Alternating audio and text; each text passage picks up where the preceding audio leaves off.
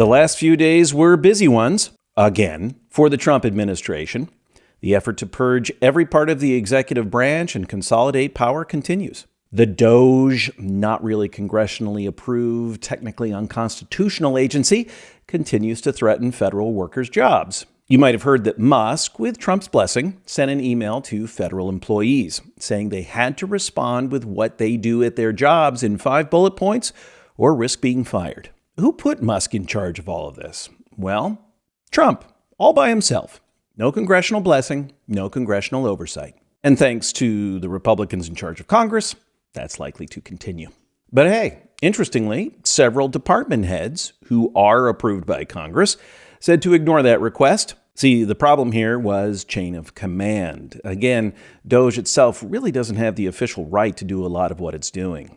But regardless, that chain of command still leads back through the executive branch to Trump. Meanwhile, and this is much more concerning to me personally, Trump launched a purge of the upper ranks of the military and continues to solidify his purge of federal law enforcement. In the military, Trump fired the chairman of the Joint Chiefs of Staff, the top military official in the U.S., and pushed out 5 other generals. His defense secretary, Pete Hegseth, then fired the 3 lawyers of the military, the judge advocates general, in an effort to instill what he calls a warrior ethos. Now, at least these are happening by the book. Trump and Hegseth are well within their power to do these.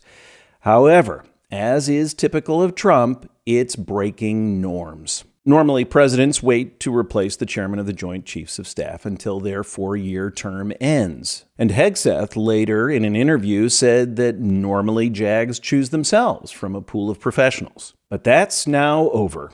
The president has asserted his will to make those choices. Over at the FBI, the new director, Kash Patel, is reassigning a bunch of agents and moving them out of Washington, D.C. Remember that many top FBI officials have already been forced out, and that they seem committed to going after anyone who worked on the January 6th investigations, demanding the names of anyone who did at one point. Now, you might dig all of this. Look, regarding DOGE, it's hard to argue with efficiency. Every adult human being has some sort of bureaucracy horror story, whether it's government or your job. And the president is indeed the commander-in-chief under the Constitution and can assert control over the military. Maybe the FBI needed some reform, especially in the way it conducts investigations. But that's not the point here. What we're seeing is a massive concentration of power, and that ain't good. Again, on DOGE, government is, in some key critical ways, not supposed to be efficient. It's supposed to slow down the action of power, to force compromise and deliberation. Again, you might not like that, and I get it. Sometimes you just got to get stuff done. But this is part of a system, a set of institutions and norms that disperse power so that our liberty can be protected.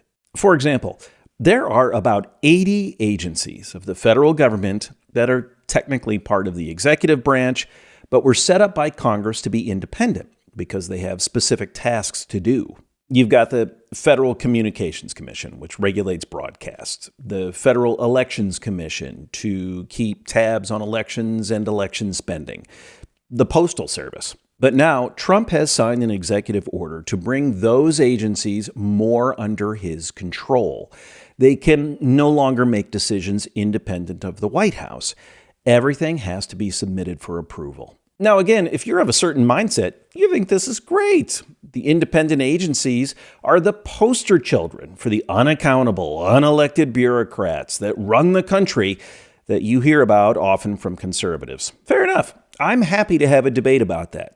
Let's get Congress involved and change the structure if necessary. But as things are being done now, when you put it all together, you have a massive concentration of power in the presidency. And in particular, with Trump, you have additional twin dangers here of personalization and weaponization of this newly concentrated power. Sounds crazy?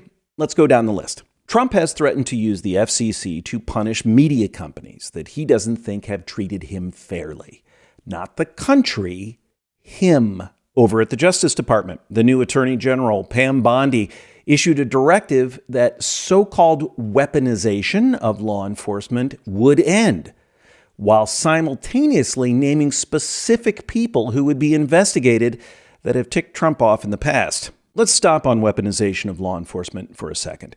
What does that mean? Recently, I ran across a great definition in an article in National Review. Weaponized law enforcement targets a person rather than a crime. Normally, the way it's supposed to work is a crime gets committed, investigators find evidence that a specific person did the crime, and then the person gets prosecuted based on that evidence. In weaponization, first you target someone you don't like and want to bring down, then find crimes to fit. How convenient. How legal. How wrong. Now, Trump supporters, and Trump, will argue that's what happened to him. And you know what? I'm not hostile to this point of view. I think most of the cases brought against Trump were weak and or small potatoes. The only one I felt that mattered was the Georgia case, but that one's on the rocks too. Regardless, the actions Trump took and didn't take around his false claims of the 2020 election being stolen and January 6th turned out to be things that it was hard to find specific laws against. Talk about sliming your way through the cracks. Impeachment was where it should have ended. But alas, cowardly Republicans. So based on this experience, Trump has made it clear now that he's seriously considering going after specific individuals in revenge. He wants them to suffer like he has. Find crimes and make them stick. Kash Patel, the new FBI director, was clear about how he's on board with this. He spelled it out in a book and numerous podcasts. He said all of this was misunderstood in his appointment congressional hearings, by the way. I've already mentioned that the AG has named people in a memo. And then we have Ed Martin. Not a household name. He's now Trump's nominee for U.S. Attorney in Washington, D.C., and acting in that capacity now. He helped organize the Stop the Steal movement and has already fired about 30 prosecutors who worked on the January 6th prosecutions. Well, he recently launched something called Operation Whirlwind. I kid you not. In which he will target people who make any threatening statements against Trump and Musk. Nominally, he's investigating actual threats. The effect could likely be to silence political opponents with the threat of prosecution. We're headed down a path of persecution versus appropriate prosecution. But keep in mind, with DOJ and this concentration of power in the presidency and the growing precedent of weaponization of law enforcement, you might get what you want this time. But the next time someone you don't like takes power, it might not be great to have unstoppable, unaccountable, concentrated power in the regulatory agencies, law enforcement, and the military. You might like the person that's doing this stuff now, but if we allow this much power to become personalized, based on the whim of a single individual, based on a single election, well, that strikes me as plainly un-American. Concentrated power is bad. Personalized, concentrated power is worse. And think this through. It raises the stakes of winning power immensely. If you think we have contentious politics now, just wait until everything, I mean everything, is on the line. Not just some policies out of D.C., but personal safety, personal freedom. Unchecked power raises the stakes of political competition, and that can go to dark places. We need dispersed power. We need checked power.